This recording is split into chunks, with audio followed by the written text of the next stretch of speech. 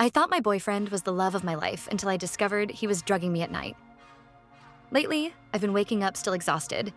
Even if I went to bed early, I'd wake up feeling like I haven't slept in days. Trying to get out of bed for work was almost impossible, which was strange for me because I was always a high-energy sort of person. A few hours of sleep, and I was always good to go. I was at a loss as to what was happening. After a barrage of tests, even my doctor couldn't find anything wrong with me. The only recent change in my life was my boyfriend, who had moved in, and I was sharing a bed for the first time in my life. Steven was the first love of my life, and this was my first serious relationship. I didn't want to spoil things by making him sleep in the spare room. I liked having Steven around. He made a real fuss over me, and he would bring me chamomile tea every night before bed. The pain in my hip was sharp and pulsated up the right side of my body. I jumped from my bed and nearly collapsed to the floor as I struggled to get to the bathroom. "Steven, can you get in here?" I cried. A big dark bruise covered my hip, as if I was assaulted in my sleep with a metal bar. "What's wrong?" Steven said as he came rushing into the bathroom. "Did I fall out of bed or something?"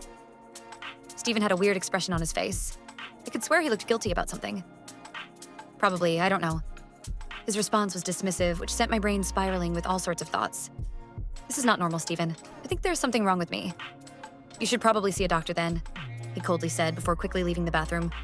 My doctor was still at a loss and suggested I should see someone who could rule out anything nefarious. Steven was still dismissive of me as we drove to the hospital. "I'm sure it's nothing. You're probably just stressed from work." People don't wake up with bruises over stress, I angrily thought to myself. The doctor at the hospital took my blood and did all sorts of tests on me, including a stress test. I should have been happy when the tests came back clear, but it only made me feel like I was losing my mind. Something was definitely wrong with me. "I would prescribe you sedatives, but your blood work shows you are already on nitrazepam," explained the doctor. I was dumbstruck and wasn't sure what the doctor was talking about. I have never taken so much as a painkiller in my life. The doctor's face looked how I felt. He took out his charts and looked over them again. "No, you definitely tested positive for nitrazepam, which is a powerful sedative." Later that evening, as I sat in bed, a million different thoughts ran through my head. How was that even possible? I thought to myself. As I sat there, Steven walked in with my chamomile tea, and just as I was about to put it to my lips, I was struck by the most unnerving thought.